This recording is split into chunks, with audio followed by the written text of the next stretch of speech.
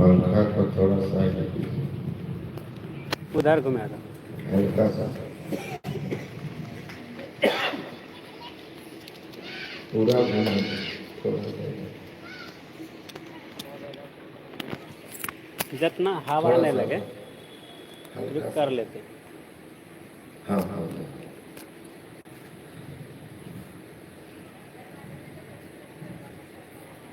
अखंडानंद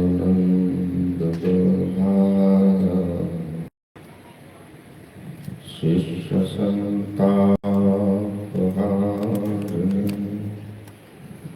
सच्चिदानंद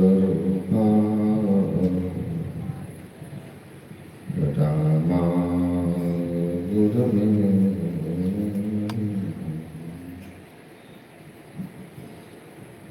धन्य धन्य सद्गुरु सिखदा महिमा कही न जाए, जो कुछ कहूँ तुम्हारी कृपा, मत कछु न बसा। सम्माननीय साधु समाज, परमादरणीय सत्संग प्रेमी महानुभाव,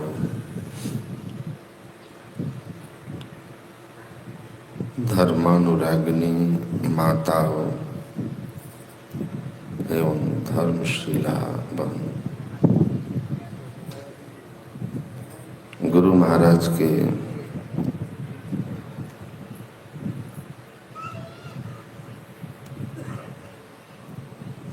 कृपा एक कुएं की तरह है। जैसे कुआं होता है,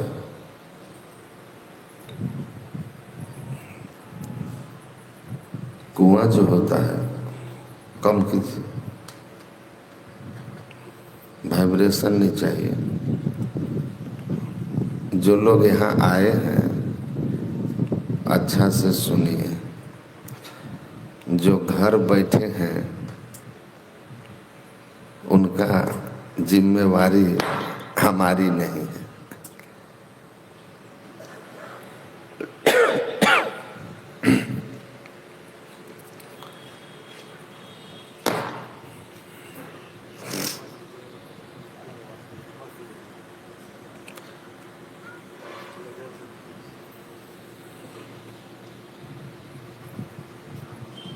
मैं कह रहा था, सद्गुरु की जो कृपा है वह कुएं की तरह है। कुआं आपकी बाल्टी जैसी होगी, आपका वह पात्र आपकी बाल्टी की जितनी क्षमता होगी उसी क्षमता के अनुसार आप उस कृपा को प्राप्त करेंगे।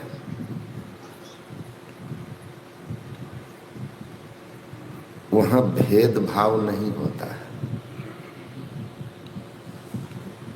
संत या सद्गुरु या ईश्वर भेदभाव नहीं रखते हैं। वे सबके लिए एक समान खुले होते हैं, एक समान उपलब्ध होते हैं। तनिक बेईमानी नहीं है वहाँ, तनिक पक्षपात नहीं है वहाँ। अपनी पात्रता के अनुसार हम कृपा प्राप्त करते हैं। गुरु महाराज कहते हैं कि गुरु सत्संग योग के चौथे भाग में कि वर्षा की तरह होते हैं। वो एक समान बरसते हैं, लेकिन वर्षा का जल जो है वह टीले पर रुकता नहीं है, गड्ढे में जाकर के रुकता है।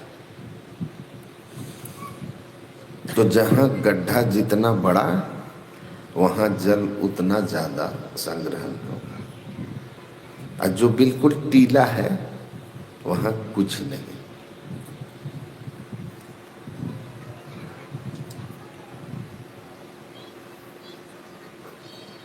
गड्ढा होना पात्रता है, बाल्टी पात्रता है।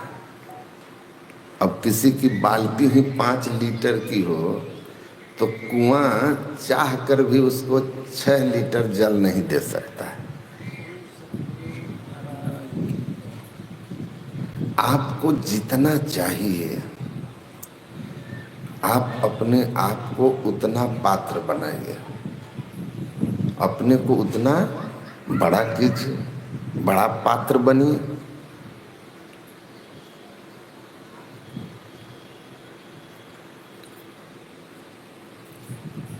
तो हमारे माननीय श्री रुदल बाबू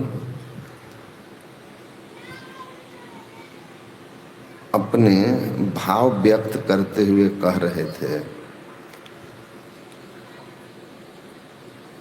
कि गुरु महाराज, हमारी कोई प्रार्थना जो शुभ प्रार्थना है वो सुन लेते हैं, और इसका परिणाम है कि एक बेटी इंजीनियर है बिजली विभाग में, तो दूसरी डॉक्टर है, और सबसे छोटा बेटा जिनके निमित्त सत्संग करा रहे हैं, अंकित, डीएसपी बन गया।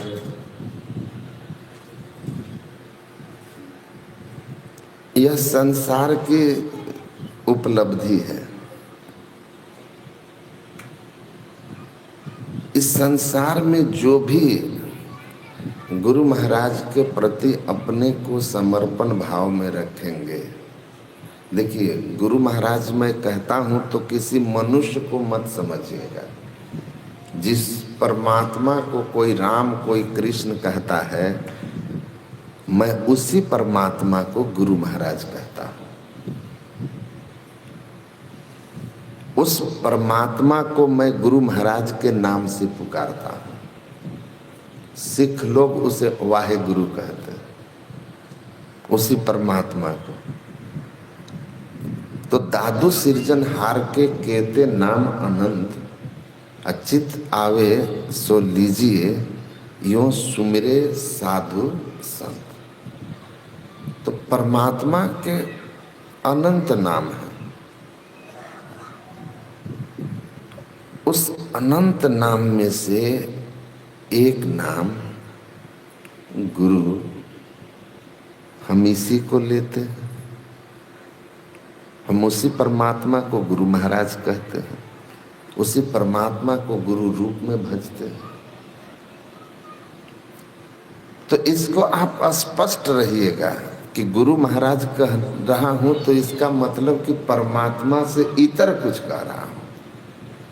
जो परमात्मा कभी राम रूप में आए होंगे, कृष्ण रूप में आए होंगे, वे ही परमात्मा सदगुरु महर्षि में ही परमहंस के रूप में है। जीव हित आप ही आवे, सूरत को आई तारा है। गुरु महाराज कहते हैं जीव के कल्याण के लिए स्वयं परमात्मा ही सदगुरु के रूप में इस धराधाम पर आते हैं। कबीर साहब की एक प्रसिद्ध वाणी है, आया हूँ उस धाम से, आया हूँ उस देश से जहाँ तुम्हारा धाम, अब तुमको वहाँ पहुँचाओ ना, यही हमारा काम। हम उसी धाम से आए हैं। भगवान कृष्ण कहते हैं कौन सा धाम? बद्रीनाथ धाम के केदारनाथ धाम। बद्रीनाथ धाम हम भी गए हैं, गए हैं हम भी।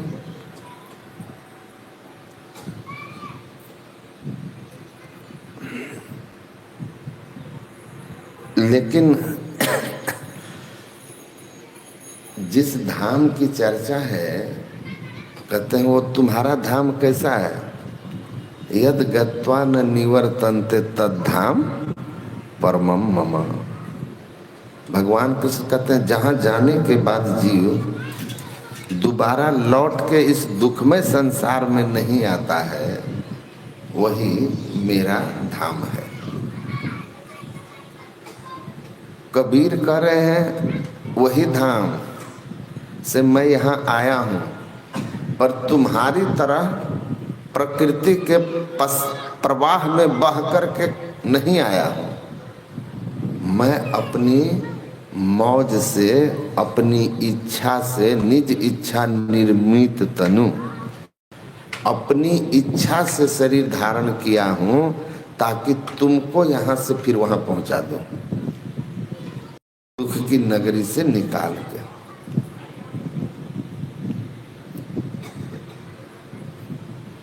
तो हम लोग जो मनुष्य हैं ना, हम मनुष्यों का मानव जीवन उसी धाम में जाने के लिए मिला है, उसी धाम में जहाँ जाकर कोई दुख नहीं।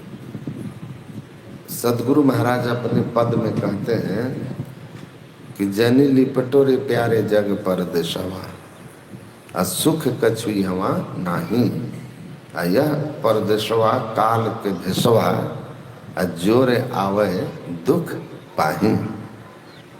सुधि करो प्यारे हो आपन देश के, जहाँ कलेश कछु नाही। आपन देश के सुधि करो प्यारे हो आपन देश के, जहाँ कलेश कछु नाही। यह भी बात कितने लोग जानते हैं कि मन परदेसी रे यह नहीं अपना देश, कितने लोगों को पता है?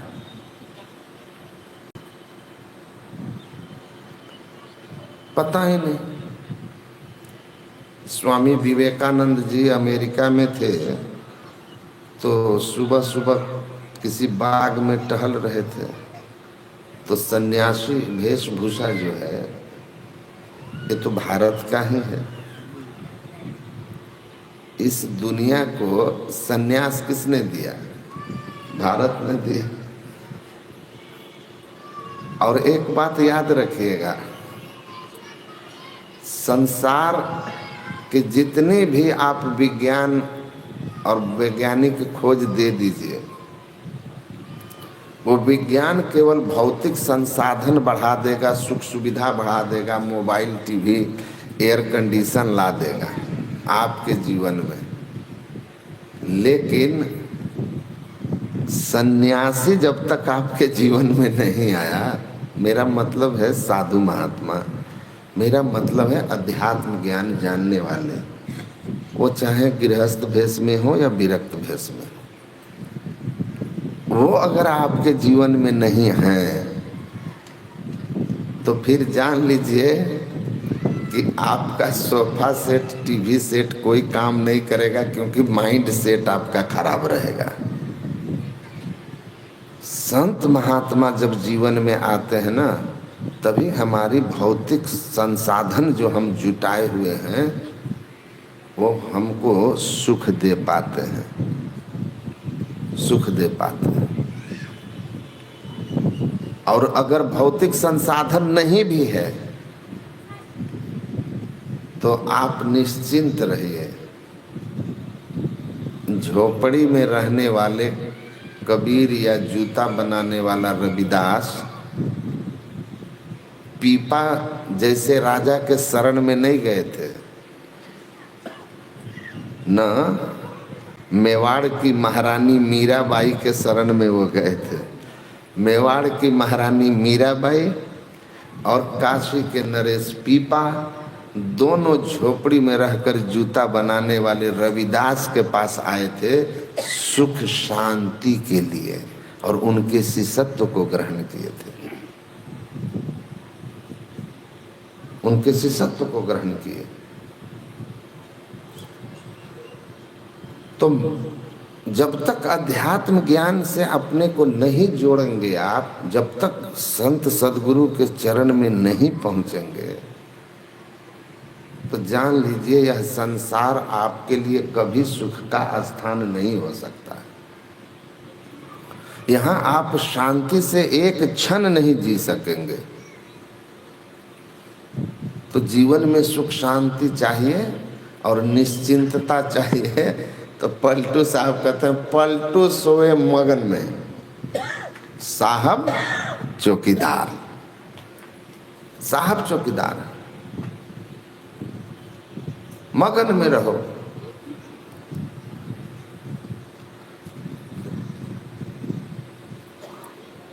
तो हम कह रहे थे, स्वामी विवेकानंद टहल रहे थे, सन्यासी भेष अजीब लगता है। हमको याद आता है हमारे एक दोस्त के भाई, छोटे भाई, दिल्ली में 10-11 साल हो गए, हमको कहा कि शाम में टहलने चलेंगे थोड़ा दिल्ली। तो हम बोले कि हम दिल्ली को बहुत दिन देखे हैं, इसीलिए हमको दिल्ली में कुछ देखने लायक लगता नहीं है। तो बोला नहीं नहीं चलिए ना, आपको इंडिया गेट शाम में चलेंगे, थोड़ा घूम लेंगे, कल से तो सत्संग ही है। तो हम बोले ठीक है चलेंगे। तो कहा अभी हम यूनिवर्सिटी जा रहे हैं, यूनिवर्सिटी जा रहे हैं, काम है, चलिए आप मेरे साथ। हमारा 10 मिनट का काम है, हम करा के चले आएंगे, आप वहीं 10 मिनट बैठ जाइएगा। यूनिवर्सिटी है, उसमें बहुत सारे पेड़ पौधे लगे हुए हैं। तो हम भी चले गए। उसको बोले ठीक है तुम ऑफिस में जाओ, और हम बेंच पर बाहर बैठ गए। लंबा चौड़ा कैंपस, वो अंदर में था, हम बाहर बैठे हुए हैं। उधर से 3-4 लड़के जा रहे थे यूनिवर्सिटी से निकल के, हमको देखे। अब सन्यासी के वेशभूषा में बैठे हुए हैं, चुपचाप बैठे हुए हैं। एक लड़का क्या कहता है, अचानक उन लोग सीधे जा रहे हैं, एक ऐसे घुमा तो हमको देखा थोड़ा दूर पर बैठे हुए, तो उन लोगों को कहता है see a peculiar animal from the forest of Africa. तो वो लोग सब हमको ऐसे देखा और सब ठहाका लगा के हंस दिया। वो बोला कि देखो देखो, अफ्रीका के जंगल का एक विचित्र प्राणी बैठा हुआ है। अफ्रीका के जंगल का विचित्र प्राणी साधु इंडिया में कह रहा है, मजाक बोल के वे लोग हंस दिए। तो हम सोचे कुछ कह देना चाहिए। मैंने कहा yes yes, I was a animal from the same forest but now I am a human by the grace of Sadguru Maharaj. मैंने कहा हाँ हाँ ठीक कर रहे हो, मैं जानवर हूँ लेकिन अफ्रीका का नहीं, इसी जंगल का, जिस जंगल में तुम घूम रहे हो, जिस जंगल में तुम जानवर लोग घूम रहे हो, हम भी कभी इसी जंगल के जानवर थे। लेकिन अब मैं जानवर नहीं हूँ, अब मैं गुरु की कृपा से मनुष्य बन गया हूँ, मनुष्य बन गया हूँ। तो फिर वो समझ गए कि हमारी बातें समझ गए। तो वो तुरंत हमको बोलता है सॉरी सॉरी महाराज जी सॉरी। हम बोले कोई बात नहीं है बेटा, सॉरी कहने की कोई ज़रूरत नहीं है, भीतर में अपने बदलाव लाओ। अब सोचिए, पढ़ रहा है दिल्ली यूनिवर्सिटी में, लेकिन उसके संस्कार कैसे हैं? अगर तुम थोड़े भी संस्कार होते तो भले वो चुपचाप चला जाता, अच्छा संस्कार होता तो नमो नारायण कह देता, प्रणाम कह देता। कम संस्कार होता तो चुपचाप चला जाता या कहता कि देखो यूनिवर्सिटी में कोई महात्मा बैठे हैं। लेकिन कह रहा है कि अफ्रीका के जंगल का एक विचित्र प्राणी है, जानवर है, यूनिवर्सिटी में आया हुआ है। बताइए। तो ये माता पिता या उस परवरिश या उस संघ का दोष है जिसने उसके अंदर संस्कार नहीं दिया। संस्कार अध्यात्म का, धर्म का तनिक भी नहीं रहा होगा, नहीं तो आदमी के मन में श्रद्धा भाव आती है। कबीर दर्शन साध के साहब आवे याद। संत महात्मा को देखकर तो जिनके अंदर थोड़ी भी संस्कार अच्छे होते हैं उनको परमात्मा की याद आती है कि भक्त कोई बैठा है। अब अमेरिका में थे स्वामी विवेकानंद, वो भी 100-125 साल पहले, और उसको देखा वहाँ कोट पैंट पहनने वाला है ना, जेंटलमैन, जेंटलमैन कोट पैंट पहनने वाला।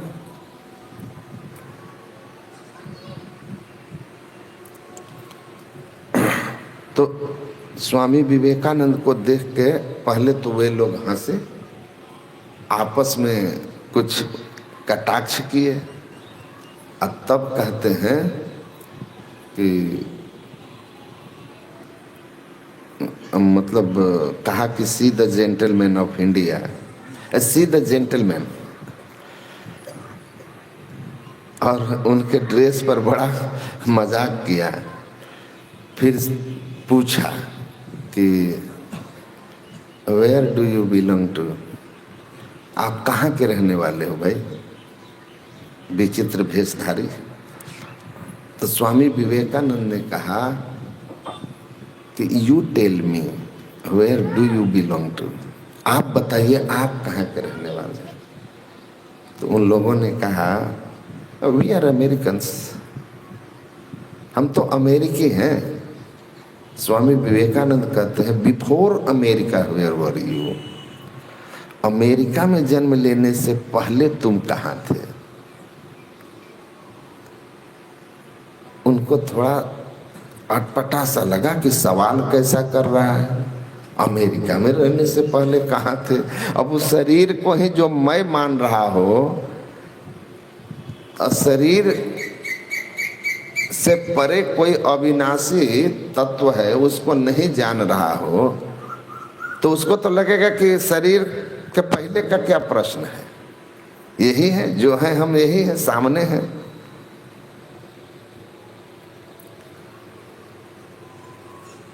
तो स्वामी जी के इस प्रश्न पर एक विद्यार्थी ने कहा कि इन द उम्ब ऑफ मदर, माँ के गर्भ में। स्वामी विवेकानंद कहते हैं बिफोर दैट, उसके पहले। अब यहाँ वे लोग एकदम शांत हो गए। उन्हें क्या मालूम कि शरीर मैं नहीं हूँ, शरीर में रहने वाले हम चेतन आत्मा हैं, हम जीव हैं। आकर 4,84,00,000 जोनि भर मत या जीव अविनाशी, फिरत सदा माया कर प्रेरा, काल कर्म स्वभाव गुण घेरा, कबहू के करी करुणा नर देहि देत ईश बिनु हेतु सनेही। तो परमात्मा कृपा करते हैं तो 84 लाख योनियों से हमको बाहर निकालते हैं और देव दुर्लभ मनुष्य शरीर देते हैं।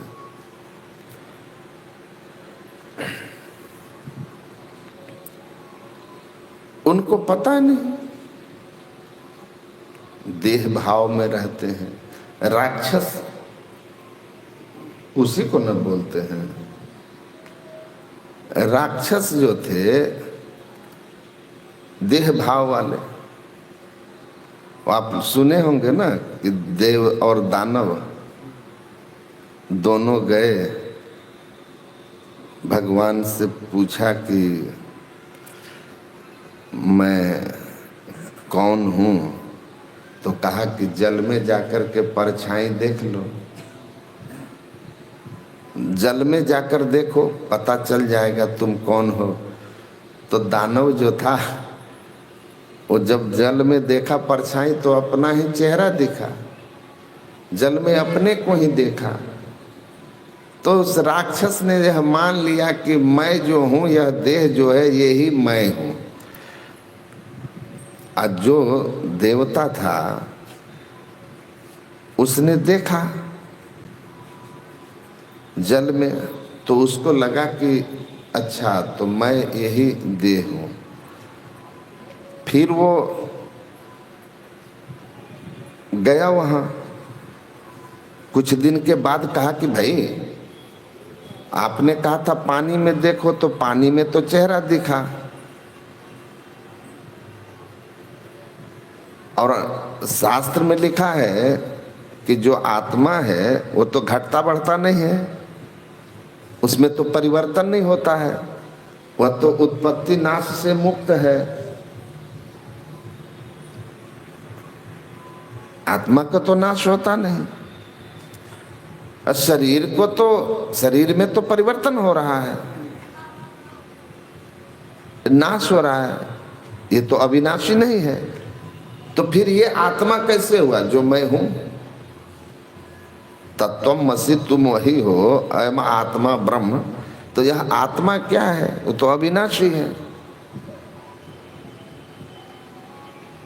तो फिर कहा कि शरीर नहीं हो तो उसको लगा कि मैं मन हूं, जो तुम्हारे अंदर विचार की शक्ति है वही तुम हो। तो लगा कि विचार तो मन बुद्धि से होता है, तो लगा कि यही मैं हूं मन। लेकिन कुछ दिन के बाद उसे लगा कि मन भी तो एक जैसा नहीं रहता, कभी प्रसन्न है और कभी दुखी है। तो मन की स्थिति भी एक जैसी नहीं है, बदलती रहती है। छिन में हरि तरंग उठे और छिन में धन खोजत लोग लुगाए। एक क्षण में परमात्मा का चिंतन हो रहा है और दूसरे क्षण में संसार का चिंतन शुरू हो जाता है। एक क्षण में वह सोचता है कि संसार में कुछ नहीं है, हमको लोगों के लिए अच्छा काम करना चाहिए, और दूसरे क्षण में स्वार्थ में आकर के दूसरे के अहित करने की चिंतन करने विचार आने लगता है। तो फिर जाके कहा कि भाई मन भी तो हम नहीं है, इसमें भी बदलाव है।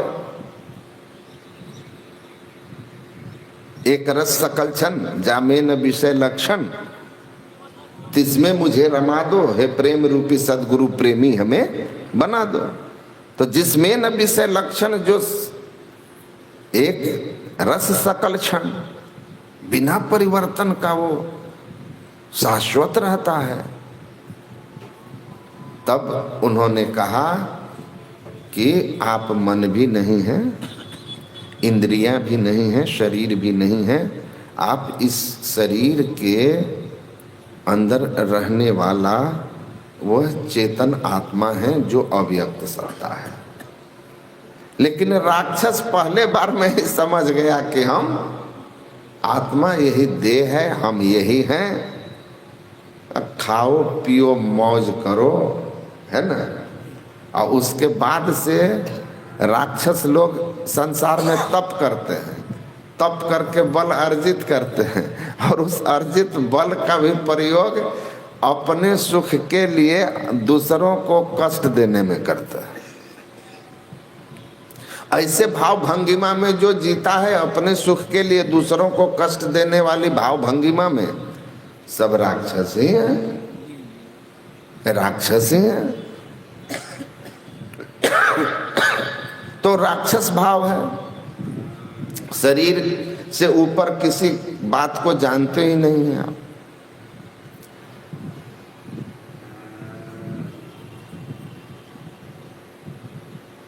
तीन तरह के राक्षस होते हैं।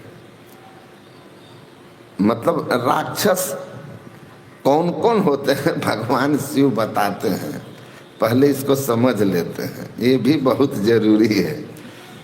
पहला उन्होंने कहा, माँ नहीं मात पिता नहीं देवा, साधु सन करवा वही सेवा, जाके ऐसी भावना भवानी, राक्षस सम जानहु ते प्राणी। माता पिता को जो देवता के समान नहीं मानता है, साधु महात्माओं की सेवा करने की जगह उन्हीं से सेवा करवाना चाहता है, जिनकी ऐसी भावना है, राक्षस समझना उसको, आदमी नहीं। फिर कहते हैं परद्रोही, परदाररत, परधन, पर अपवाद, सोनर पामर पापमय, देह धरे मनुजाद। परद्रोही, अकारण दूसरे से दुश्मनी करने वाला, लड़ाई झगड़ा करने वाला। आप उसका कुछ नहीं बिगाड़ रहे, लेकिन वो आपसे दुश्मनी करेगा, आपको परेशान करेगा बिना वजह, कोई कारण नहीं, लेकिन वो आपको तंग करेगा, क्योंकि उसका स्वभाव है। चूहा जो है ना, बोरी को, किताब को काट के खाता नहीं है, लेकिन कुतर देता है, क्योंकि उसको कुतरने में बड़ा मजा आता है, इसीलिए कुतरता है, खाता नहीं है, कुतर दिया।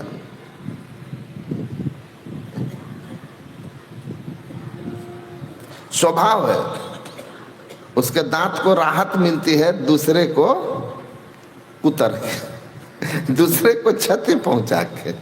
तो परद्रोही, बेमतलब के लड़ाई झगड़ा करने वाला।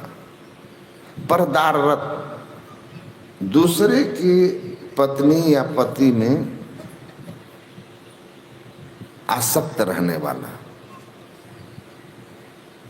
परधन, दूसरे के धन को हड़पने के लिए हमेशा योजना बनाने वाला है, दूसरे का धन कैसे हड़प ले, कैसे हड़प ले।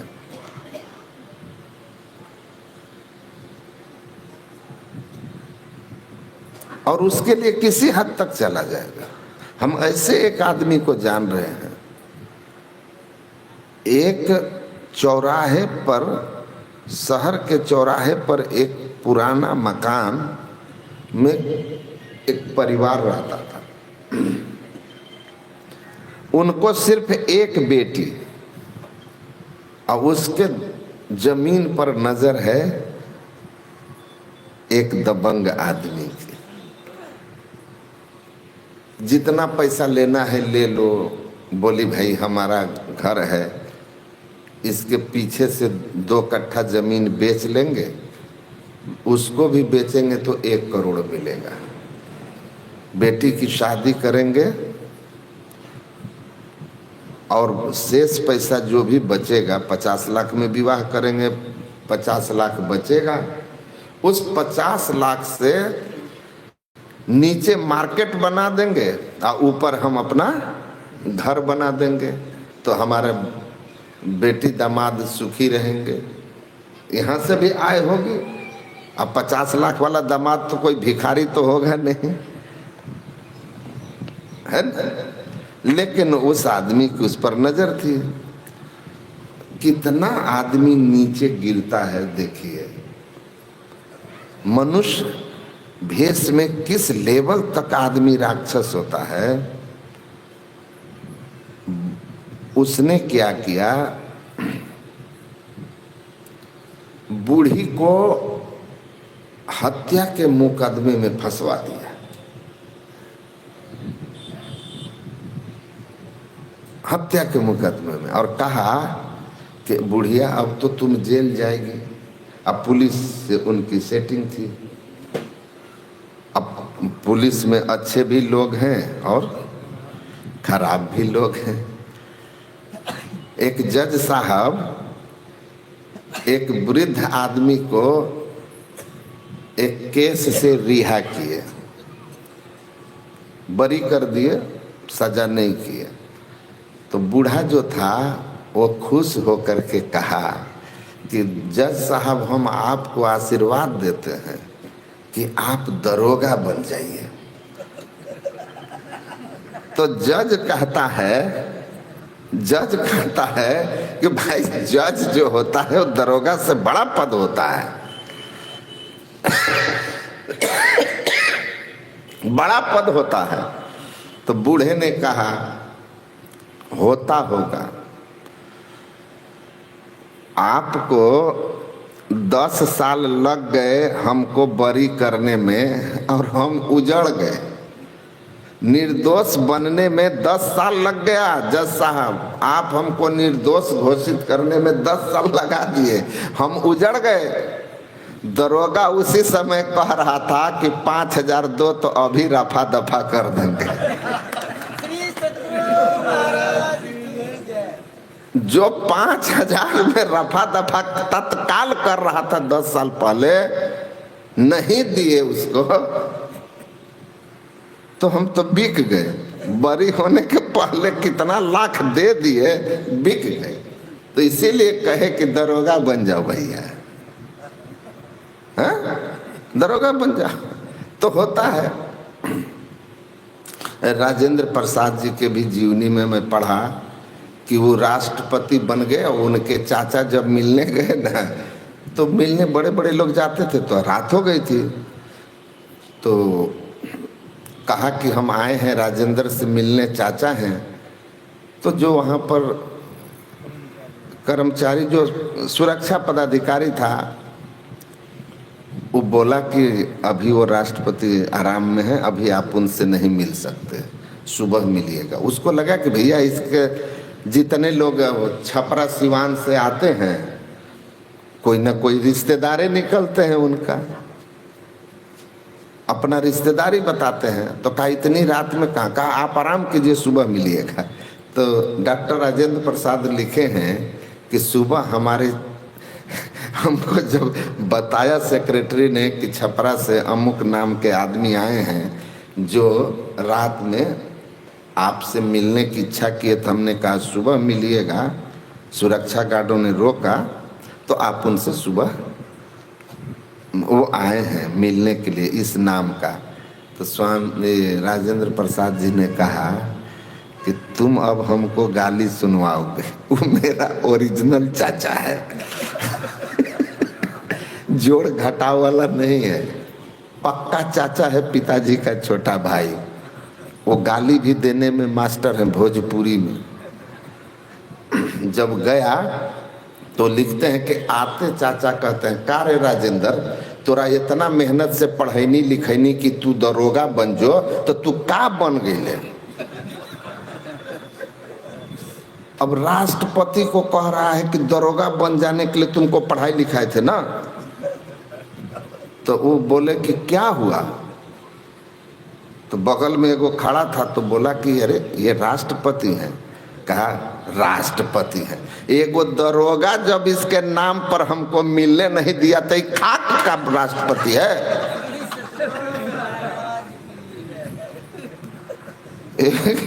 दरोगा हमको रोक लिया, इसका नाम लिए रोक लिया। बड़ा अफसर रहता तो हमको रोकता।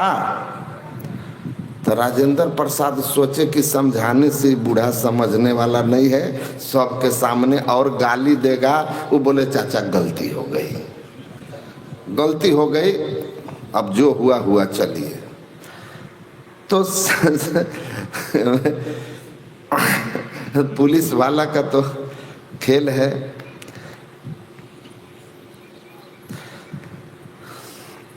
तो मैं कह रहा था कि देखिए, वो कहते हैं कि पर धन पर अपवाद, पर धन हड़पने के लिए बूढ़ी को फंसा दिया।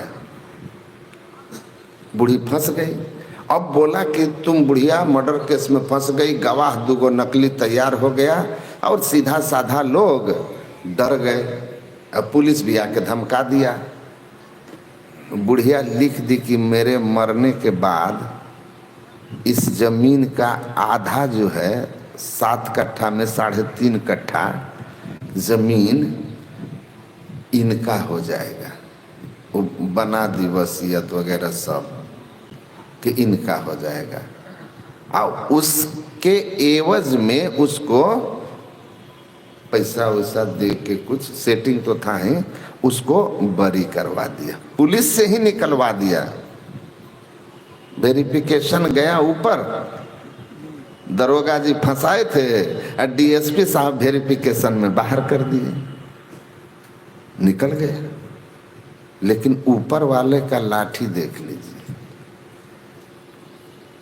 बूढ़ी थी, एकदम बूढ़ी, सोचा कि 2-4 साल में मर जाएगी तो हमारा हो जाएगा, लेकिन संजोग ऐसा कि बूढ़ी जिंदे रह गई और जो लिखवाया था वही एक्सीडेंट में मर गया।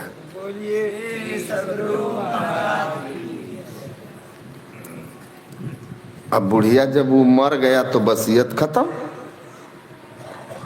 जिसके नाम से था खत्म,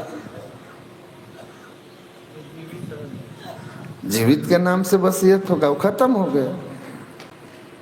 तो लोग धन के लिए इस लेवल तक गिर जाते हैं, तो कहते हैं परधन, परधन के लिए जो इस तरह से लालायित है, कब्जा करता है, बेईमानी करता है, परधन पर अपवाद। अब बेमतलब के जो दूसरों के निंदा करता है अकारण, ते नर पापमय, वह मनुष्य साक्षात पाप का रूप और क्या है, देह धरे मनुजाद, वह पापमय मनुष्य रूप धारण किया हुआ साक्षात राक्षस है।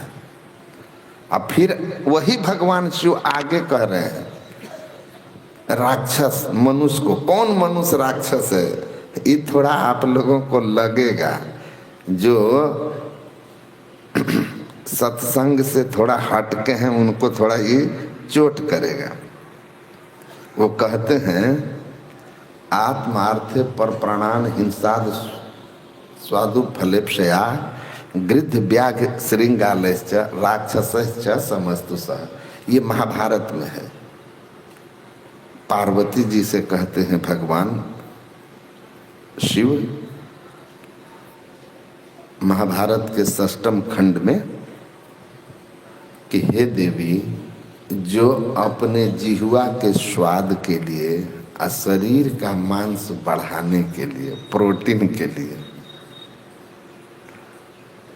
क्या करते हैं, हिंसा, दूसरे जीवों की हत्या करते या करवाते हैं, या तो स्वयं से मार के लोग मुर्गा खा जाते हैं, या तो मरवा के ले आते हैं बाजार से जिह्वा के स्वाद के लिए और शरीर का खून बल प्रोटीन बढ़ाने के लिए।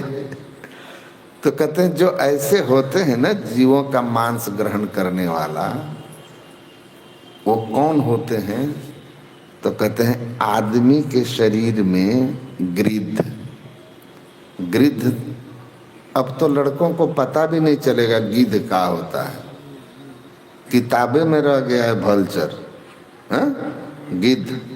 पहले हम लोग देखे हैं, पशु मरते थे तो बाहर लोग फेंक देते थे, वो गिद्ध आकर के उसको खाते थे। अब गिद्ध नहीं, देखने को इधर नहीं मिलता है, लेकिन गुजरात के तरफ जिधर पारसी धर्म को मानने वाले लोग हैं, पारसी धर्म, वहाँ पर वो गिद्ध पालते हैं। क्योंकि जब कोई पारसी मरता है ना, तो एक बड़ा सा बगीचा में उनका शमशान घाट होता है, शमशान भूमि वो चबूतरा बनाकर, ऊंचा चबूतरा रखते हैं बनाकर, उसी पर सीढ़ियों के द्वारा जाकर के उस डेड बॉडी को, मृत शरीर को रख देते हैं। और गिद्ध जो होते हैं वो आकर के उस शरीर के मांस को पूरा खा जाते हैं। उसके बाद वो लोग आते हैं कुछ दिन के बाद, जब सब मांस खत्म हो गया, हड्डी भी सूख गई, फिर उस हड्डी को जमा करके ले जा करके दफना देते हैं, उसका दफन कर देते हैं, कब्र में डाल देते हैं। उनकी मान्यता है कि जो मरा वो जिसका शरीर था, उसके शरीर को पशु जो पक्षी आदि खाए हैं, गिद्ध आदि खा करके तृप्त हुए हैं, उससे उसको पुण्य हुआ है। कबीर साहब भी कहते हैं ना, मरना भला विदेश में जहाँ न अपना कोई, माटी खाए जनावरा महा महोत्सव हो। जहाँ हमको कोई जानने वाला नहीं है, मरेंगे तो फेंक देगा तो हमारे शरीर का मांस जानवर लोग खा करके खूब खुश हो जाएंगे। चीन में गया हूँ, वहाँ एक प्रांत है मंगोलिया, मैं वहाँ नहीं गया, लेकिन उसके बारे में हमें जानकारी हुई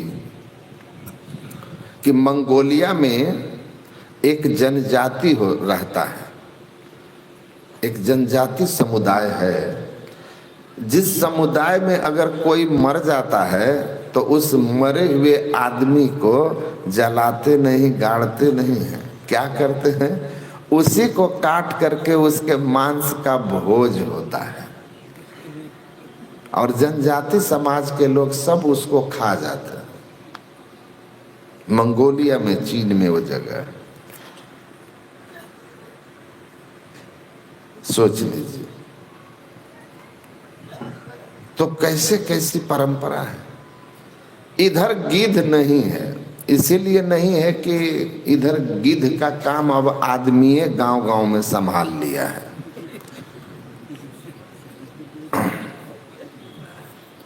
गाय भैंस को मरने देते हैं लोग, दूध पी लिया, कसाई के हाथ में बेच दिया, कसाई ले गया, उसको काट के मांस बेच करके गिद्ध का काम कर लिया ना, आदमी ही किया ना। जो खाया वे लोग गिद्ध ही लोग हैं। जो गिद्ध खाता था आदमी खा गया, जिन लोगों ने खाया वो गिद्ध ही हैं।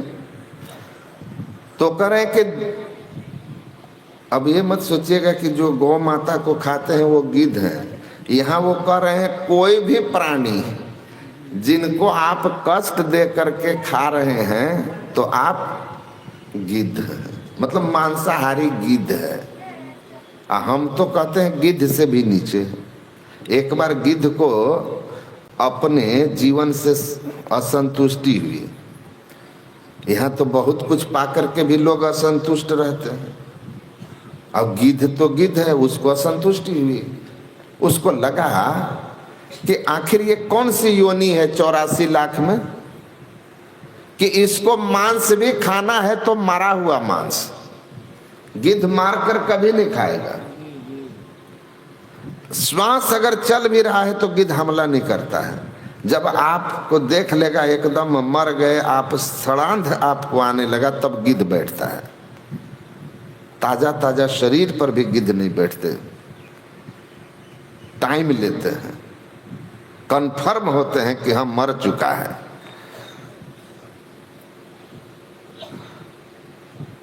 तो गिद्ध ने कहा कि क्या योनि बनाया गिद्ध का, सबसे नीच, सड़ा हुआ मांस खाने वाला, छी। ब्रह्मा जी से भयंकर शिकायत किया। ब्रह्मा जी ने कहा कि तुम गलत फहमी में हो, सबसे नीच योनि में तुम नहीं हो। कहा कि मान ही नहीं सकते हैं, सड़ा हुआ लाश खाने वाला कौन योनि है भाई। कहा देखोगे, कहा हाँ, कहा चलो। तो ले गए ब्रह्मा जी गिद्ध को अपने साथ। अब एक गांव था, गांव के बाहर तालाब बड़ा सा, और तालाब के किनारे एक बड़ा सा वृक्ष, और उस वृक्ष की एक डाली पानी के तरफ। तो कहे कि रुको, बैठो उस डाली पर जाके। गिद्ध बैठा। ब्रह्मा जी अपने योग बल से गिद्ध को शौच करवा दिया। तो गिद्ध जैसे शौच किया, उसका शौच गिरा पानी में। अब पानी में जैसे गिद्ध का शौच गिरा, मछली सब उसको खाने के लिए टूट पड़े। ब्रह्मा जी ने कहा बेटा नीचे देखो, नीचे खेला हो रहा है। तुम तो सड़ा मांस खाते हो, अब तुम्हारा जो पैखाना है कौन खा रही है लोग। कहा मछली। कहा कि तुमसे नीच जोनी है कि ऊंच जोनी है। कहा नहीं ब्रह्मा जी, हमसे एक नीच जोनी मछली भी है। तो ब्रह्मा जी कहे इतना जल्दी निर्णय मत करो कि एक नीच जोनी, अभी थोड़ा इंतजार करो, पता चलेगा कितना नीच जोनी तुमसे नीचे है। अब एक मछुआ आया, जाल फेंका, और मछली जो पैखाना खा रही थी लोग फंस गई। गिद्ध कहता है ब्रह्मा जी से, ये क्या हुआ, ये क्यों पकड़ा, कहाँ ले जा रहा है। कहा चलो न दिखाते हैं पीछे पीछे उड़ो। आया। अब मान लीजिए जैसे आपका एक चारी है बाजार, अब यहाँ लेकर के मछुआ पहुंचता है, मछली पहुंच गया। अब वहां लोग पहुंचते हैं। कौन पहुंचते हैं? बड़े भाग मानुष तनु पावा, सुर दुर्लभ सब ग्रंथ है गावा। देवता जिस शरीर के लिए ललायित हैं भगवान करें, वो मनुष्य पहुंचा है। कहता है ये हमको दो, ये वाला पीस हमको दो। कहा कि बड़े भाग मानुस्तन पावा, ये मछली क्यों खरीद रहा है जो मेरी, जो हमारे गंदगी को खाए, हमारा शौच खाया है। कहा पता चल जाएगा। थोड़ी देर में सब घर ले गया, काट छांट करके अंगना में बन रहा है, मसाला रेडी। एक जगह बाढ़ आने पर गांव नदी के बाढ़ आ जाता है ना, घर के पीछे गड्ढा, गड्ढा में मछलियां आ जाती है। तो महानंदा का बाढ़ आया था, उसमें मछली बहुत आ जाती है। तो घर के पीछे उसका मछलियों तालाब था, उसमें गड्ढा में बहुत सारी मछली आ गई थी। और उसके घर में दो दो बच्चे थे जन्म लिए हुए छोटे छोटे, तो शौच करते थे ना, तो शौच को फेंक देता था, उसी में तालाब में फेंक देता था। और मछली सब खाती थी। एक दिन वही मछली पकड़ के एक आदमी घर ले आया, और उसके बाद उस छोटी छोटी मछली और सब शौच खाई। और उसको जैसे डाला ना, जैसे तलने के लिए डाला, मछली जो फटी बिना हल्दी के पीला पीला, बिना हल्दी के पीला पीला हो गया। वो कहता है बिना हल्दी के पीला पीला हो गया, मछली में प्रोटीन ज्यादा। अब सोचिए, आदमी तो आदमी है, क्या खा जाए, मछली खाने वाला क्या खा जाए भगवान जाने, मुर्गा खाने वाला क्या खा रहा है भगवान जाने। अब कहा तो वो देखा, कहा ये बड़े भाग मानुष तन पावा, इसको क्या करेगा। कहा देखो ना काट छाट चल रहा है, बन गया, तैयार हो गया, पूरा खानदान बैठ गया लोग, खाने लगा लोग। ब्रह्मा जी कहते हैं देखा, गिद्ध कहता है हे ब्रह्मा जी, हम सोचते से सबसे गए गुजरे हम ही हैं। ये दो टांग में बड़े भाग मानुष तन पावा, सबसे उत्तम जो है जोनी यह, और सबसे नीच जोनी हम सड़ा गला मांस खाते हैं, हमारा शौच मछली खाती है, और उस मछली को खाने वाला ये दुटंगा सबसे हम गिद्ध बहुत अच्छा है, हमको यही ठीक है, हम गिद्ध ठीक है। आदमी हमको ऐसा मत बनाइए, ये मछखौका सबसे हम गिद्ध बेस्ट है। तो भगवान शिव कहते हैं गिद्ध है, और गिद्ध कहता है कि ना, मछली खाने वाला मांस खाने वाले से हम बढ़िया हैं, आप हमसे उसका तुलना मत करिए, हमारी बेइज्जती है ये, बेइज्जती है ये तो इस लेवल के हैं, इनसे हमारी कहाँ तुलना। तो बड़े भाग सुन करके ऐठिए मत। भगवान आगे कह रहे हैं कि बड़े भाग से मनुष्य शरीर मिला है, ये देव दुर्लभ इसलिए है कि इस शरीर से परलोक को हम संवार लेते हैं, परलोक संवारते हैं, उस धाम में जाते हैं जहाँ से आवागमन नहीं होता है। तो भगवान से कहते हैं उसको गिद्ध समझो और सियार समझो, राक्षस उसको राक्षस समझो, समस्तु सब वो सब कुछ है। तो जो शरीर सुख, इंद्रिय सुख तक ही अपने जीवन को रखा है, और मांस मछली जीव हत्या से बिल्कुल परहेज नहीं, उसको राक्षस कहा गया। वो भी राक्षस है, जो माता पिता की सेवा न करे वो भी राक्षस, जो दूसरे के धन में धन हड़पने की प्रवृत्ति में रहता है, पर नारी की प्रवृत्ति में रहता है, अकारण दूसरे की निंदा करता है, अकारण दूसरे से वैर करता है, ये सब राक्षस हैं। शरीर सुख को ही अंतिम सुख मानना, आत्म सुख निज तेरो से कोई लेना देना नहीं है। तो स्वामी विवेकानंद की मैं बात कर रहा था कि कहा कौन से देश के, तो भाई तुम कौन से देश के, तो अमेरिकी। उसके पहले माँ के गर्भ में, उसके पहले तो चुप, क्योंकि उनको पता नहीं शरीर से ऊपर कि मैं कोई शरीर में आने जाने वाला, मैं तो चेतन आत्मा हूँ जो शरीर के नाश होने पर भी नष्ट नहीं होता है। तो स्वामी विवेकानंद ने बड़ी जोर से फटकारा और कहा, छी, such a trivial knowledge and such a vanity, a proud ego. इतना तुच्छ ज्ञान और ऐसा अहंकार, ऐसा अहंकार। तुमको इतना भी ज्ञान नहीं है कि शरीर में रहने वाले तुम चेतन आत्मा और तुम्हारा निज धाम कहाँ है। उन्होंने कहा, सुनो, तुम मुझसे पूछ रहे हो ना, तो मैं बताता हूँ।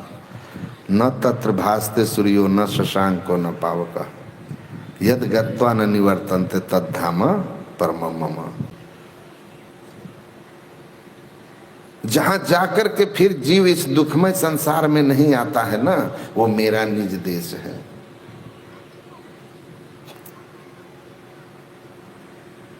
मैं वासी उस देश का जहां पार ब्रह्म का खेल, दीपक बरे अगम का बिन बाती बिन तेल। सुधी करो प्यारे हुआ अपन देश के, जहां कलेश के चुनाए।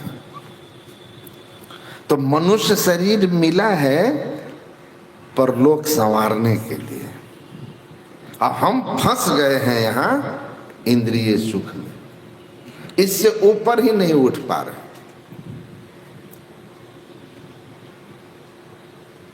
तो हम मनुष्य शरीर पाया और न पाया एक जैसा हो गया। भगवान कहते हैं मनुष्य देह मिला है ना विषय सुख के लिए नहीं, यही तन कर फल विषय न भाई।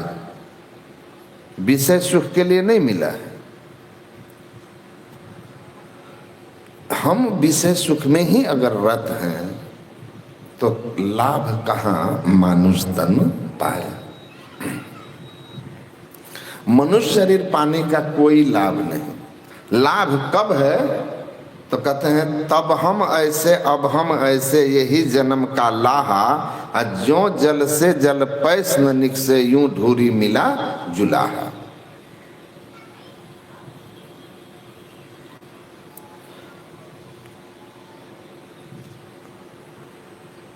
कबीर साहब कह रहे हैं कि जैसे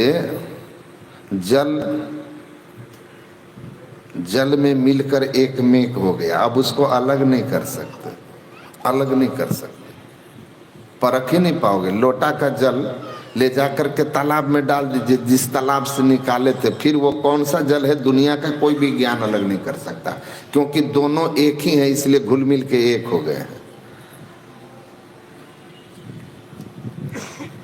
कबीर साहब कहते हैं मनुष्य देह पाने का लाभ यही है कि जब यह सृष्टि की रचना नहीं हुई थी, कोई माया का पर्दा नहीं बना था, तो हम परमात्मा के साथ थे।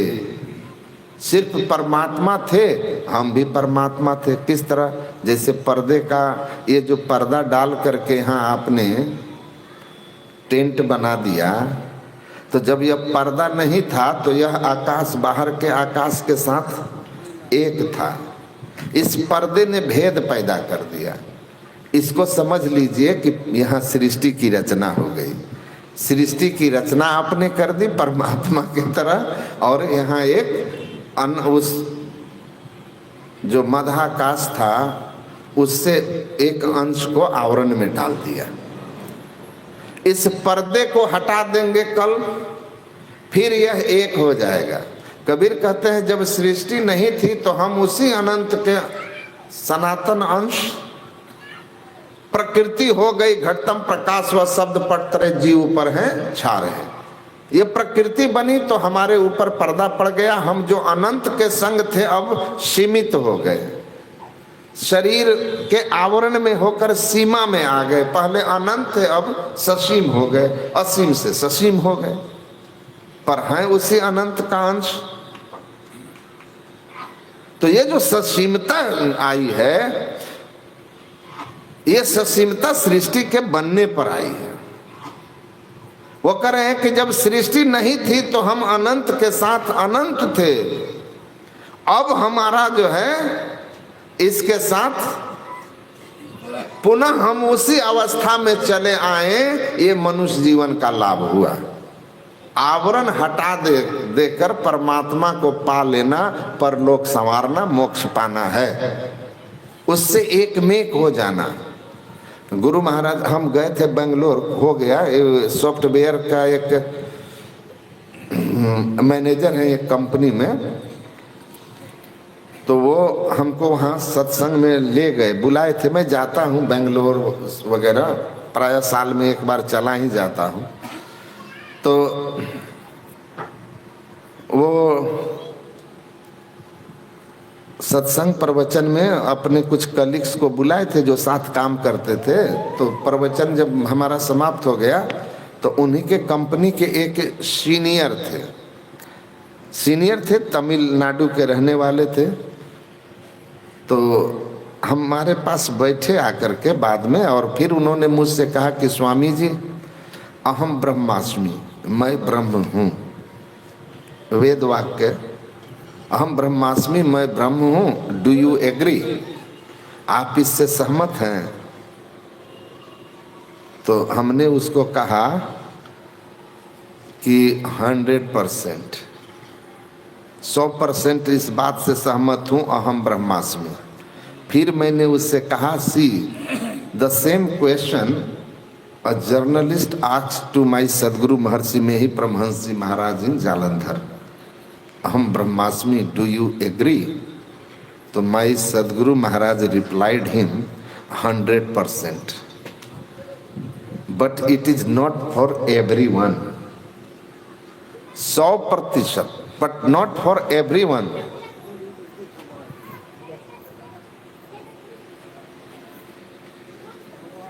सबके लिए नहीं। किनके लिए? गुरु महाराज जी कहते हैं, when a river meets or confluences with ocean, then only the water of that river proclaim I am a ocean। मेरे गुरु महाराज कहते हैं कि नदी का वह जल जो बहता हुआ समुद्र में जाके मिल गया, केवल और केवल वही जल यह घोषणा कर सकता है कि अब मैं नदी नहीं समुद्र हूँ। तो मैं ब्रह्म हूँ, यह 100% सही है, लेकिन यह इस अवस्था के लिए नहीं है। ये ऋषि अहम ब्रह्मास्मि कह रहे हैं, तो ऋषि अहम ब्रह्मास्मि इज नॉट ए मंत्र फॉर चैंटिंग। जैसे राम राम राम राम, सीताराम सीताराम लोग जपते हैं, जो गुरु मंत्र मिला है। अहम ब्रह्मास्मि कोई मंत्र नहीं है जिसको आप लेके जपते रहे, अहम ब्रह्मास्मि, और धन धन कहत धनी जो होवे, निर्धन रहत न कोई। मैं ब्रह्म हूँ कहने से आप ब्रह्म हो जाएंगे, धन धन कहने से कोई धनी नहीं हो जाता है, परिश्रम करके कमाना पड़ता है। तो उसी तरह यह है कि जीव जो है ब्रह्म ही है, पर भेद है किसका? आवरण का। जीव शिव शिव जीव स जीव केवलो सवः तुषा बद्धो बृहस्यात् तुषा भावेन तंडुलः। ऋषि कह रहे हैं कि जो जीव है वही शिव है, जो शिव है वही जीव है। मतलब जो जीव है वही परमात्मा है, जो परमात्मा है वही जीव है। परमात्मा और जीव में कोई अंतर नहीं।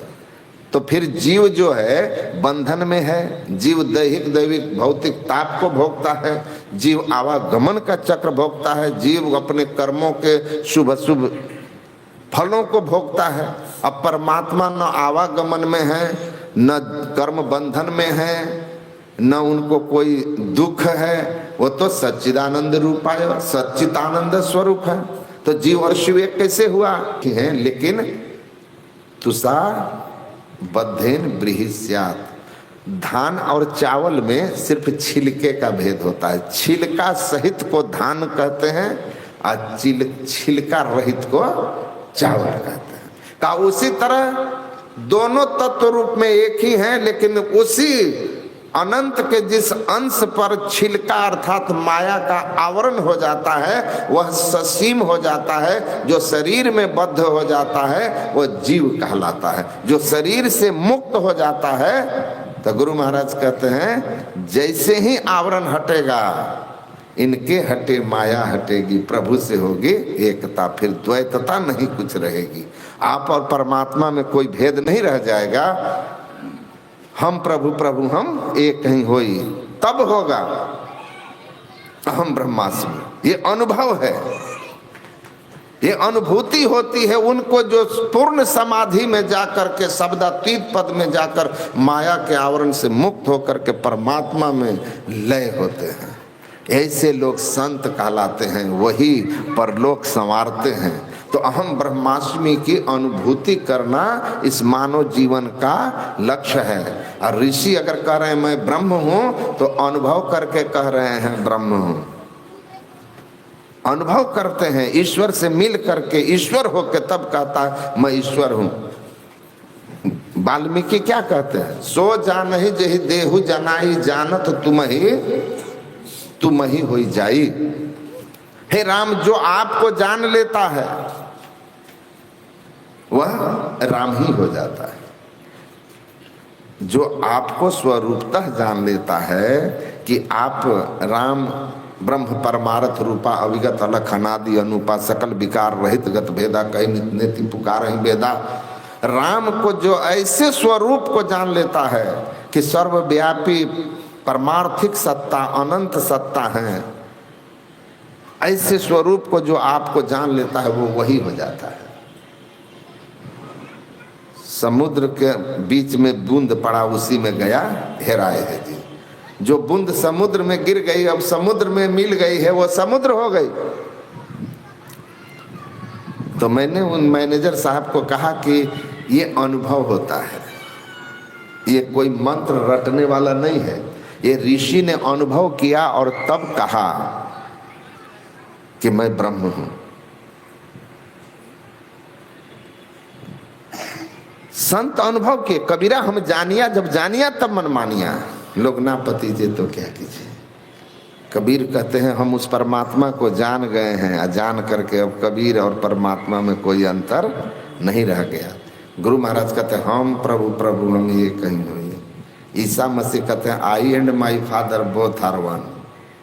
मैं और मेरे पिता दोनों एक हैं, दो नहीं हैं।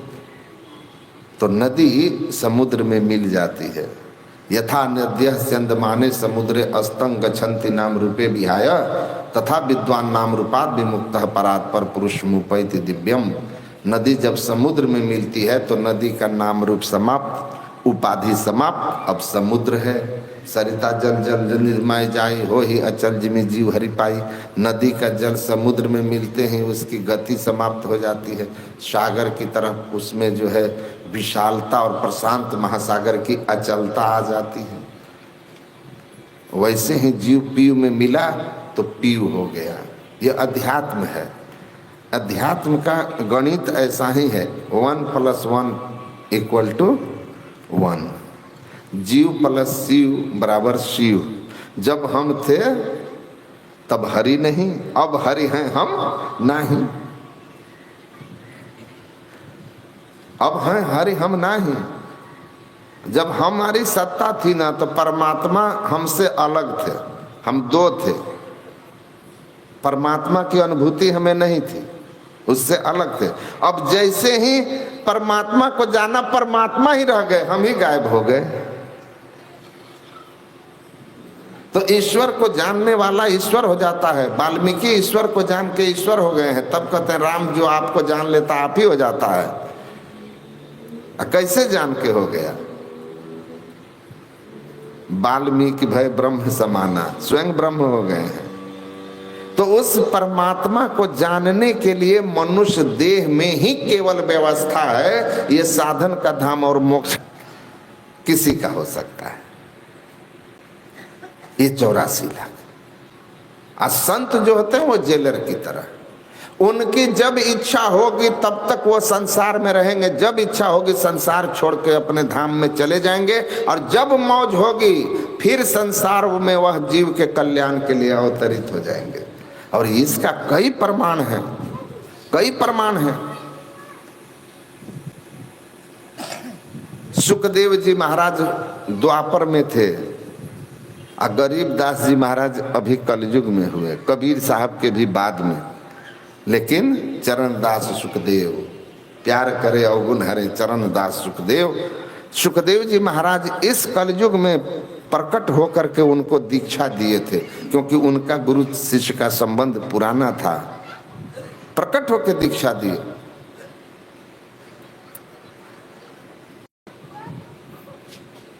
तो संत जो होते हैं, देखते हैं बहुत ऐसे लोग हैं जो बताते हैं कि किस तरह से गुरु महाराज ने उनकी मदद की। गुरु महाराज शरीर में नहीं है, लेकिन भक्त की पुकार पर वो आपकी मदद कर देते हैं। अब बहुत सारे उदाहरण हैं, बहुत सारे, किसी न किसी रूप में वो आपको सहयोग कर देंगे। संत मुक्त पुरुष, उनकी मौत जब तक है और जब इच्छा होगी। गुरु महाराज भी कहे थे कि मैं एकदम मोक्ष नहीं चाहता हूँ, अभी जाऊंगा लेकिन फिर आऊंगा और अपने साथ बहुतों को लेकर जाऊंगा। तो वो जेलर की तरह है, अपनी इच्छा से गुरु महाराज इस संसार में रहे। संत एक ज्ञानेश्वर, संत ज्ञानेश्वर ब्राह्मण कुल में जन्म लिए थे और इतने जन्मजात जोगी कि भेदभाव कुछ नहीं मानते। सही संत भेदभाव नहीं मानते। सुबह भी मैं कहा था, सोना पर नजर है उस कहाँ रूप देखेगा। तो वो कोई भेदभाव नहीं मानते थे, जिसके कारण ब्राह्मण समाज उस परिवार का बैकट कर दिया था। वो कहते थे नाम रूप तो काल्पनिक है, सबके अंदर एक ही एक तत्व है जो चेतन आत्मा है। इसीलिए सब एक नूर से सब उपजाए, कौन भले कौन मंदे, सब परमात्मा का ही अंश है, उन्हीं के रूप हैं। एक भैंस जा रही थी तो 3-4 पंडित जा रहे थे, उन्होंने कहा कि ये ज्ञानेश्वर ही है, क्योंकि सब नाम रूप काल्पनिक है, तत्व तो सब में एक है, जो ज्ञानेश्वर है वो भैंस है। तो संत ज्ञानेश्वर ने कहा आप ठीक कह रहे हैं, भैंस और मैं एक ही हूं। उसके हाथ में एक लाठी थी, उसने भैंस के पीठ पर कस के मारा। ज्ञानेश्वर अपना पीठ दिखा दिए कि देखो मेरा पीठ फट गया, लाठी भैंस को मारा, पीठ मेरा फट गया। हम और भैंस एक हैं कि नहीं है? बड़े विचित्र। 21 साल की उम्र में उन्होंने देह का त्याग कर दिया। ये कह करके ज्ञानेश्वरी गीता पर टीका लिख करके कि यह मेरा प्रारब्ध 80 वर्षों का शरीर था, शरीर की आयु मेरी 80 वर्ष की थी, लेकिन मेरा काम हो गया। अब मैं नाहक इस शरीर को 80 वर्षों तक रखना नहीं चाहता हूँ, इसलिए अभी मैं जा रहा। जब मौज होगी तो फिर आ जाएंगे। ऐसे आप निकल जाइएगा कि शरीर में कष्ट हो रहा है, हम जा रहे हैं, फिर आ जाएंगे। ऐसी मरने को मरे दिन में 100 बार। देखिए जा रहे हैं। और गुरु महाराज कहते थे ना कि बाबा देवी साहब ने मुझसे कहा था कि 100 साल जियोगे तो क्या खाओगे। इसका मतलब वो चाहते थे कि मैं 100 वर्ष तक दुनिया में रह करके सत्संग का, ज्ञान का प्रचार करूं, नहीं तो इस शरीर से जो काम होना था वो काम हमने पूरा कर लिया, अब इससे कुछ करना पाना शेष नहीं है। लेकिन वो चाहते थे 100 वर्ष तक मैं संसार में रह के ज्ञान प्रचार करूं। तो गुरु महाराज जो है बोले कि मैं 100 वर्ष तक शरीर को रखूंगा। कह सकते हैं आप कि शरीर को 1 घंटा तक रख लेंगे, इसकी गारंटी आप लेते हैं? किसी में है? लेकिन वो कहते हैं मैं रखूंगा। और 100 वर्ष से ज्यादा समय तक अपने शरीर को रख करके तब अपने गुरु की बात को प्रूफ करके चले गए। माता सबरी, भगवान राम ने कहा, गुरु ने कहा था भगवान राम आएंगे सीता की खोज करते, तुम्हारी कुटिया में आएंगे, तुम इंतजार करना, तुम्हारे पास आएंगे, वो तुमसे पूछेंगे सीता के खोज कैसे सीता की प्राप्ति होगी उनको बता देना, उनका उपदेश सुनना और तब देह त्यागना। वो अपने गुरु की बात मान करके अपने देह को बचाए रखिया। जैसे राम आए, गुरु की बात पूरी हुई, तज जोग पावक देह हरिपद लीन भई जहां नहीं फिरे, तुरंत अपने देह का त्याग करके चली गई। ये सामर्थ्य उनके अंदर, जब तक चाहो शरीर को धारण करो, जब चाहो शरीर का त्याग कर दिया। तो ये सामर्थ्य, ये मनुष्य देह इसीलिए मिला है। गुरु महाराज कहते हैं भजन ध्यान करके जेलर बन जाओ, और जब तक इच्छा हो रहो, जब मन करे निकल जाओ, कैदी बन के मत रहो, अपने धाम में चले जाओ। अब फिर लगे कि संसार कल्याण के लिए आना है तो आ जाओ। तो इस जीव को जो मनुष्य देह मिला है, यह परलोक संवारने के मिला है, मोक्ष पाने के लिए मिला है, संसार सुख भोगने के लिए नहीं मिला है। और नाहक जीव मार करके पेट भर मरने के लिए नहीं है। जीव माँ कहते हैं सूरदास जी कि बक बकी और गीध गीधनी आय जन्म लिए तैसे, इन्हों के घर सुतदारा है, यह भेद कहूँ कैसे। जीव मार के उदर भरत हैं तिनको लेखो ऐसे, सूरदास भगवंत भजन बिनु मानो ऊंट खर भैंसो। कहते हैं कि बगुला बगुली गीध गीधनी इनके भी परिवार बच्चे हैं, ये भी मांस मछली खाते हैं, मांसाहारी ये भी हैं। तुम भी मांस मछली खाते हो, आदमी बन करके जीव मार के उधर भरते हो। गिद्ध तो मार के नहीं भरता, तुम मार के भरते हो, तुम तो और नीचे वाला पोजीशन में हो। इसीलिए जो परमात्मा खान पान पवित्र करके परमात्मा की भक्ति नहीं करता है, मोक्ष का द्वार जो मनुष्य देह में है वो बिना गुरु के आप नहीं जान सकते। इसीलिए कहा कि करंधार सदगुरु दृढ़ नावा, ये मनुष्य देह रूपी नाव को भवसागर के पार ले जाने वाला, जन्म मरण से दूर ले जाकर के परम पद में प्रतिष्ठित करने वाला नाविक जो है वे सदगुरु हैं। वे सदयुक्ति बताते हैं। जो उनकी बताई हुई सदयुक्ति के अनुसार साधन करते हैं वे मोक्ष के द्वार में प्रवेश करते हैं, और मोक्ष के द्वार में घुस करके मोक्ष पद को प्राप्त कर लेते हैं। और जो गुरु के अनुशासन में अपने को रखते हैं तो वह संसार में भी गुरु की कृपा से सुखी रहते हैं। उनका संसार भी शांतिमय सुखमय हो जाता है। तेरा कार सरे सारा, संसार का भी कोई काम नहीं रुकता, और मोक्ष द्वार खोल के मोक्ष में मोक्ष की गति को भी प्राप्त कर लेते हैं। मतलब लोक परलोक दोनों मनुष्य देह पाकर के जो सदगुरु के शरण में जाकर साधन भजन करते हैं परलोक संवारने का, मोक्ष पाने का, उनका सब उत्तम रहता है। तो इसीलिए मोक्ष के द्वार में प्रवेश करिए, इसकी खोज करिए। दोनों आंखों के बीच में राह गई है बड़ी झीनी है साधो नैन नगर से। दोनों आंखों के बीच में वह रास्ता है, लेकिन वह बंद पड़ा हुआ है, बंद पड़ा हुआ है। गुरु भेद देवें सार खुले बंद दसम द्वार, हो ब्रह्मांड में पैसार लखो ज्योति चमत्कार, यह गुरु से ही उपकार। तो ईश्वर देव पितर परिजन से होत न यह उपकार, यह होवत गुरु से ही में ही गुरु की अमित बलिहार।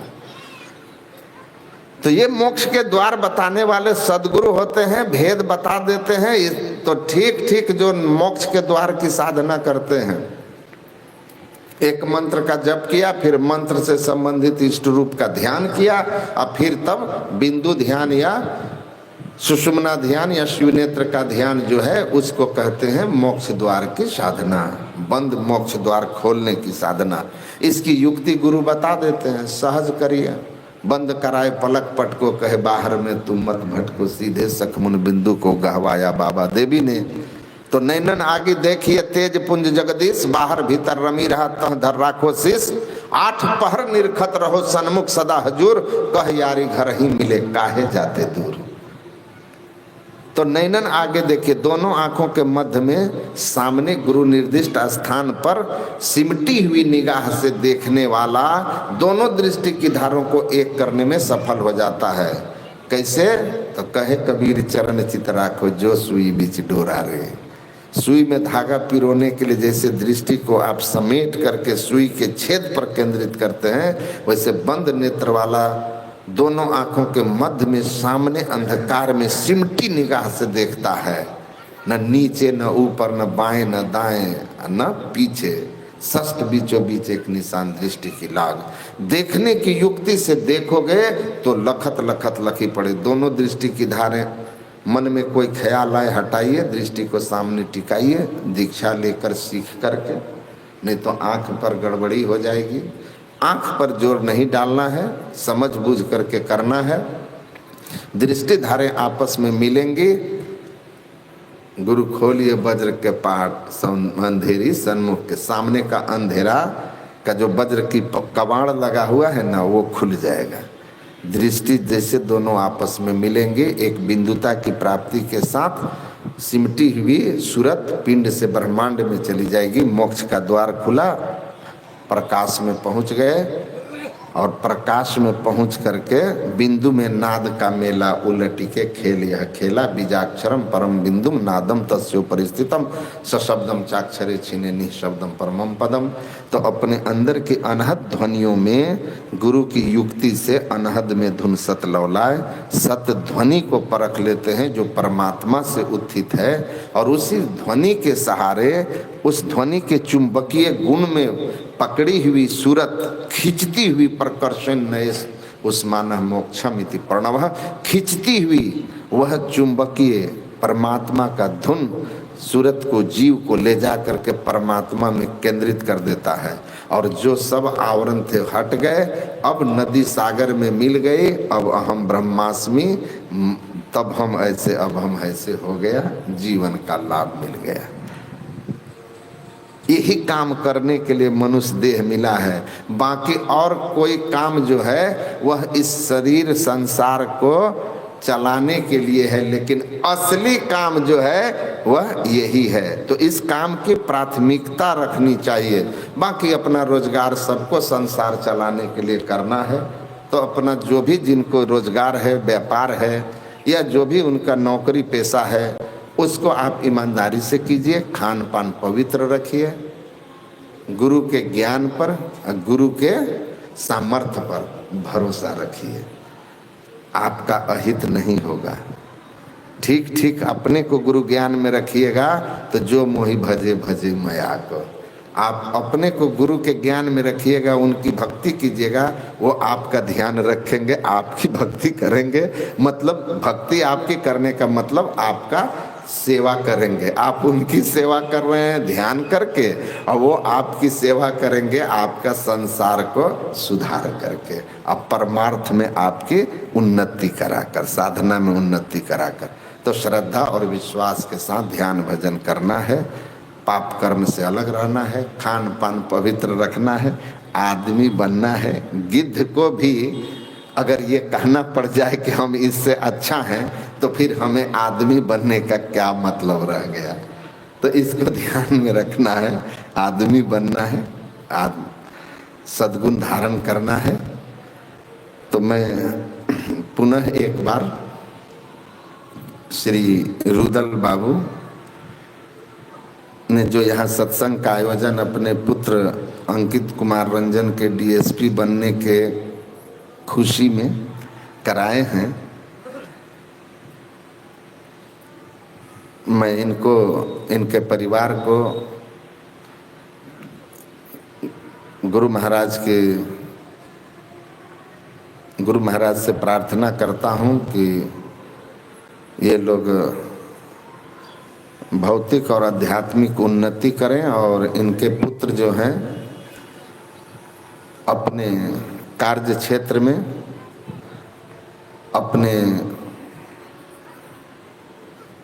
अच्छे कर्म से, ईमानदारी से अपनी अच्छी पहचान बनाएं, जस पाएं और खूब आगे बढ़ें, ऊंचा से ऊंचा तरक्की करें।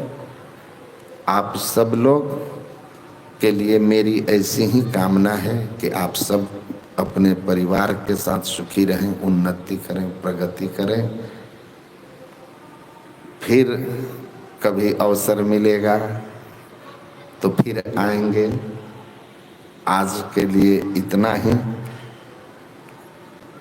बोलिए श्री सद्गुरु की जय। हाँ, पूछ लीजिए। हाँ, पूछिए पूछिए।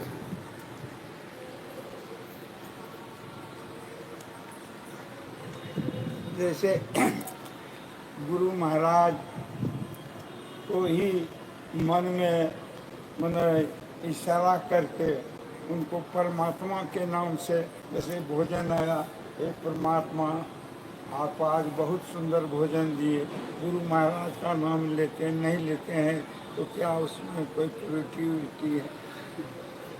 देखिए,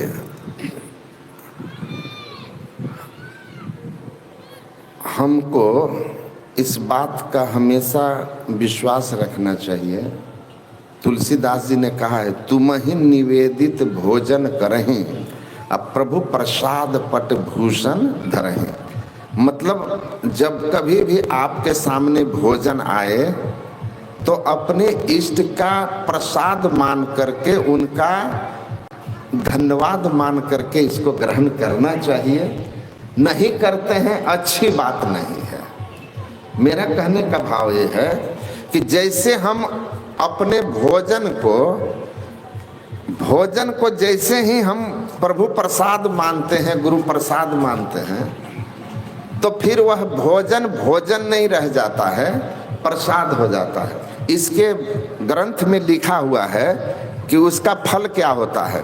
भोजन जो होता है उसमें बनाने वाले के संस्कार भी प्रविष्ट करता है ना। राजसी व्यक्ति बनाया है, तामसी व्यक्ति बनाया, वो भोजन आपके भजन में विघ्न करेगा।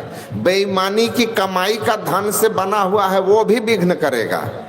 लेकिन जब हम उसको ईश्वरार्पण बुद्धि से ग्रहण करते हैं, प्रसाद मान के ग्रहण करते हैं, गुरु कृपा मान के ग्रहण करते हैं, तो शास्त्र में लिखा है कि ये दोष कट जाता है। ये दोष जो है वो कट जाता है। इसलिए हमारे जीवन में जो कुछ भी अच्छा हो, गुरु कृपा ही मानना चाहिए। तब बुरा भी होगा ना तो आपको दुख नहीं होगा। याद रखिए, हमारे इधर के एक यादव जी थे, गुरु महाराज को बोले, गुरु महाराज पूछे क्या हाल चाल है जी। 1971-72 की घटना है, लोग सुनाते हैं। तो उन्होंने कहा कि गुरु महाराज आपके कृपा से दोनों बच्चा जो है मेरा स्वस्थ है। 10-12 साल के 2 बेटे थे, स्वस्थ है। अब पेड़ा लेकर के आया था। आपकी कृपा से फसल भी बहुत अच्छी हुई है, आपके कृपा से परिवार में मेल प्रेम भी है। गुरु महाराज आपकी कृपा से भैंस बच्चा दी थी, बच्चा मर गया। तो गुरु महाराज हंसने लगे, कहे कि मेरे कृपा से सब कुछ हुआ, अब मेरे कृपा से भैंस बच्चा दिया, मेरे कृपा से मर भी गया। तो बोला हाथ जोड़ करके, हुजूर अच्छा आपके कृपा से हुआ तो बुरा भी आप ही के कृपा से हुआ होगा। और बुरा जब गुरु की कृपा से हुआ है तो उससे अच्छा जीवन में और कुछ नहीं हो सकता है। क्योंकि गुरु की कृपा से जो हमको दुख प्राप्त होता है, वह दुख ऐसा है जैसे हमको तैयार कर रहे हों, मजबूत बना रहे हों, बहुत बड़ा कुछ हमको देने के लिए। इसीलिए गुरु की कृपा, जब बड़ी कृपा आती है तो दुख रूप में आती है। राम को भगवान बनाना था, वनवास हो गया। राम गद्दी पर बैठकर राज करके इस दुनिया से चले जाते तो भगवान नहीं होते। इसीलिए जीवन में जब विपदा आए, मीरा विधवा हो जाती है, शादी हुई विधवा हो जाती है, अशुभ लोग मानते हैं। अब सास तो यहाँ तक कहती है कि लोग कहे मीरा हो गई बाबरी, और सास कहे कुलनासी रे। अब वो मीरा कहाँ से कहाँ पहुँच गई, कुल की कीर्ति फैला दी। तो हमारे जीवन में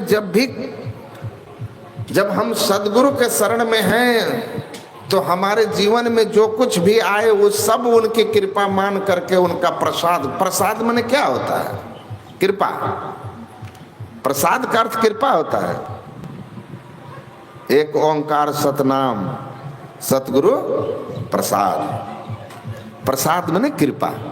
उसको गुरु की कृपा मान करके ही ग्रहण करना चाहिए। इसलिए जो कुछ भी मिला है गुरु कृपा रूप में स्वीकार कीजिएगा ना, तो आप निश्चित जान लीजिए कि आधा व्याधा विपदी जो कुछ भी है सब खत्म हो जाएगा।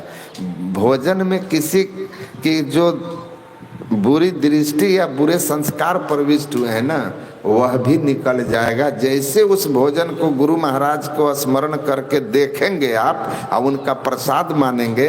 मीरा को जहर का प्याला देने के बाद भी असर नहीं किया, तो आप भोजन गुरु का प्रसाद मान के ग्रहण करेंगे तो आपके ऊपर किसी का कुछ संस्कार असर करेगा? नहीं करेगा। इसीलिए तुम ही निवेदित भोजन करें। भोजन भी हमेशा अपने इष्ट को निवेदित करके तब खाना चाहिए, तो प्रसाद हो जाता है। सुन लिए ना सब लोग, सबों के लिए मैंने पूछा है, मैं शुरू नहीं करेंगे। हम लोग इसीलिए हम लोग जब भी कोई भोजन देता है तो हम लोग पहले भोजन को देखते हैं, हाथ जोड़ के श्री सद्गुरु महाराज की जय। अकेले रहते हैं तो मने मने करके खाते हैं। अब अगर हम भंडारा में बैठे हुए हैं सब लोग, तो हम लोग कहते हैं सब शांत रहो, तब बोलते हैं श्री सद्गुरु महाराज की जय, और तब जयकारा लगा करके उस भोजन को भंडारे का प्रसाद गुरु का प्रसाद बना के तब खाते हैं। तो कोई टेंशन की बात नहीं है, ठीक है। प्रसाद खाइए, भोजन नहीं। सुखी रहिए। श्री सद्गुरु महाराज। बैठिएगा, सूचना है। वहाँ है हाँ, बहन बोला इसलिए नहीं, ये नीचे करेंगे बाबा। हाँ, कर लीजिए।